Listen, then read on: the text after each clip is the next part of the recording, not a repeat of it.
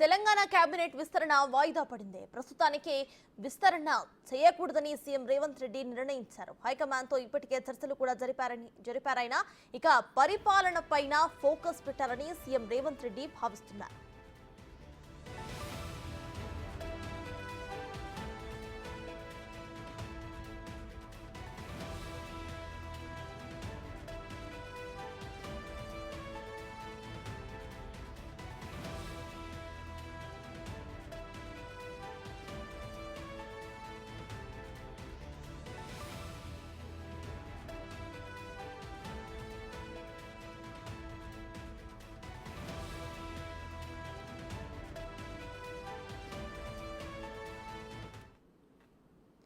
Telangana cabinet విస్తరణ వాయిదా పడినట్టు తెలుస్తోంది. ఈ విషయంపై పూర్తి డీటెయిల్స్ మా డిప్యూటీ బ్యూరో చీఫ్ సాదిక్ అందించడానికి సిద్ధంగా ఉన్నారు. సాదిక్, చెప్పండి, ఇటు కేబినెట్ విస్తరణ అయితే వాయిదా పడినట్టు తెలుస్తోంది. ప్రెసెంట్ అప్డేట్స్ ఏంటి? ఇక ఈ వాయిదా పడడానికి గల కారణాలు ఏంటి?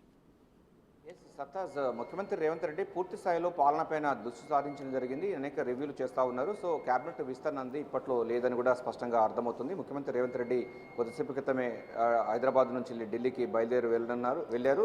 ప్రధానంగా ఆయనతో పాటుగా కేశవరావు కూడా వెళ్ళారు.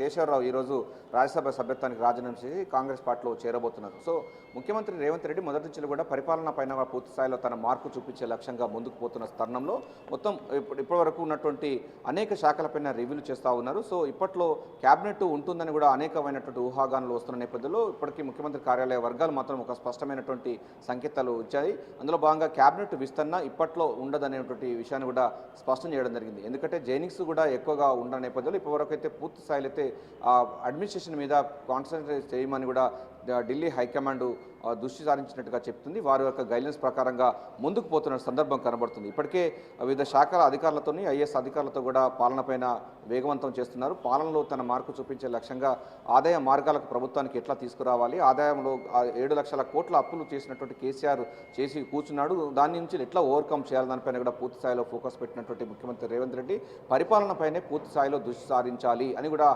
హైకమాండ్ సూచించింది. ముఖ్యమంత్రి రేవంత్ రెడ్డి కూడా అదే భావిస్తున్నారు. చాలామంది క్యాబినెట్ విస్తరణ ఉంటుంది ఈ 2-3 రోజుల్లో, 4వ తారీఖు అని, కొంతమంది 6వ తారీఖు అని, కొంతమంది ఇట్లా స్పెక్యులేషన్స్ నడుస్తూ ఉన్న నేపథ్యం దానికి చెక్ పెట్టారు ముఖ్యమంత్రి కార్యాలయ వర్గాలు. ప్రధానంగా మాత్రం ఈ మధ్య కాలంలో క్యాబినెట్ విస్తరణ రేపు కానీ ఎల్లుండి కానీ అవతల ఎల్లుండి కానీ లేదు. ఈ నెల రోజుల్లో ఎక్కడ క్యాబినెట్ విస్తరణ ఉండే అవకాశం లేదని కూడా స్పష్టంగా మనకు సమాచారం అందుతుంది. ప్రధానంగా ఇప్పుడున్నటువంటి మంత్రులకే పూర్తి స్థాయిలో వారు పాలనపైన ఫోకస్ పెట్టడం జరిగింది. అందరూ మంత్రులు కూడా బడ్జెట్ సంబంధించినటువంటి ప్రిపరేషన్లో బాగా ఉన్నారు. ఎందుకంటే ఓటాన్ అకౌంట్ బడ్జెట్ ప్రవేశపెట్టినటువంటి రేవంత్ రెడ్డి సర్కార్ ఇప్పుడు పూర్తి స్థాయిలో బడ్జెట్ పెట్టేందుకు కూడా సిద్ధమవుతుంది. మరోవైపు కేంద్రం కూడా ఈ నెల 22వ తారీఖు రోజు కేంద్ర బడ్జెట్ ప్రవేశపెడుతున్న నేపథ్యంలో 2 రోజుల తర్వాత అంటే జూలై 24వ తారీఖు రోజు తెలంగాణ బడ్జెట్ సమావేశాలు ప్రారంభమవుతున్న నేపథ్యంలో మంత్రులందరూ కూడా ఇప్పుడు ఆయా శాఖలకు సంబంధించిన బడ్జెట్ ప్రిపరేషన్లో వారంతా కూడా తలమునుకులై ఉన్నారు. ఇప్పుడు మళ్ళీ క్యాబినెట్ కూర్పోయి వారి మళ్ళీ శాఖలు కేటాయించడం వల్ల చాలా జిగ్జాగ్గా ఉంటుంది. అందుకోసం ఈ మధ్యకాలంలో దాన్ని క్యాబినెట్ విస్తరించకపోవడమే మంచిదనే అభిప్రాయం కూడా సర్వత్రా వచ్చింది. అదేవిధంగా హైకమాండ్ కూడా అదే చేయడం, పరిపాలన పైన మీరు పూర్తి స్థాయిలో ఫోకస్ పెట్టండి, 6 గ్యారంటీ స్కీమ్స్ అమలు చేయాలి. అదేవిధంగా అభయస్థ మేనిఫెస్టో కూడా మనకు టాప్ ప్రియారిటీ కనుక దానిపైన ఫోకస్ పెట్టాలి.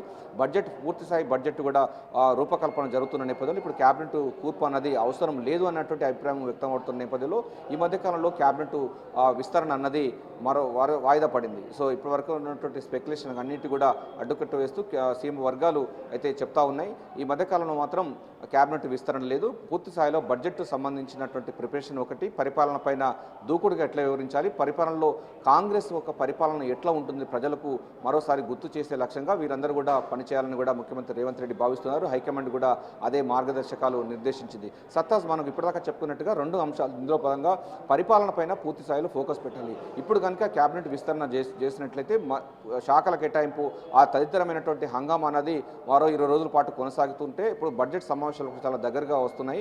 జూలై 22వ తారీఖు నుంచి బడ్జెట్ సమావేశాలు పెట్టాలన్న ఆలోచన కూడా ప్రభుత్వం ఉంది కనుక బడ్జెట్ ప్రిపరేషన్స్ వాటి మీద కాన్సన్ట్రేట్ చేయాలి. మనకున్న ముందున్న లక్ష్యాలు వేరే దానిపైన కూడా ప్రభుత్వం అదేవిధంగా పీసీ చీఫ్ ముఖ్యమంత్రి రేవంత్ రెడ్డి భావిస్తున్న నేపథ్యంలో ఆయనకు పూర్తి స్థాయిలో కూడా పరిపాలన పైన దృష్టి కేంద్రీకరించే లక్ష్యంగా ఆయనకు ముందుకు కదులుతున్నారు. ఈరోజు కూడా కమాండ్ కంట్రోల్ రూమ్లో కూడా ఆదాయ మార్గాలపైన కూడా ఒక రివ్యూ మీటింగ్ ఉండేది, అది కూడా పోస్ట్పోన్ చేసుకుని వెళ్తున్న పరిస్థితి కనబడుతుంటే మనకు దానిపైన ఎంత అంటే ఇప్పటికే బడ్జెట్ సంబంధించినటువంటి అంశాలపైన వివిధ శాఖల అధికారులందరూ కూడా మంత్రులందరూ కూడా ఆ బడ్జెట్ ప్రిపరేషన్ ప్రతిపాదనలన్నీ కూడా ఫైనాన్స్కు అందుతున్న నేపథ్యం కనబడుతుంది.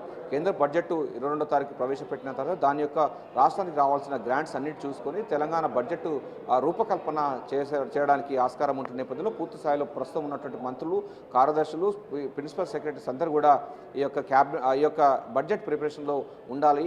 తెలంగాణకు ఆత్మ ఆవిష్కరించేలా ఈ బడ్జెట్ ఉండాలి. అన్ని వర్గాలకు బడ్జెట్ కేటాయింపులు ఉండాలి. వారికి ఆర్థిక అభ్యున్నతి తీసుకొచ్చే లక్ష్యంగా ఉండాలని కూడా ప్రభుత్వం భావిస్తుంది. ముఖ్యమంత్రి రేవంత్ రెడ్డి భావిస్తున్నారు. సో ఈసారి బడ్జెట్ అన్నది చాలా ఆశాజనకంగా ఉంటుంది. నిజమైన బడ్జెట్ ఉంటుంది.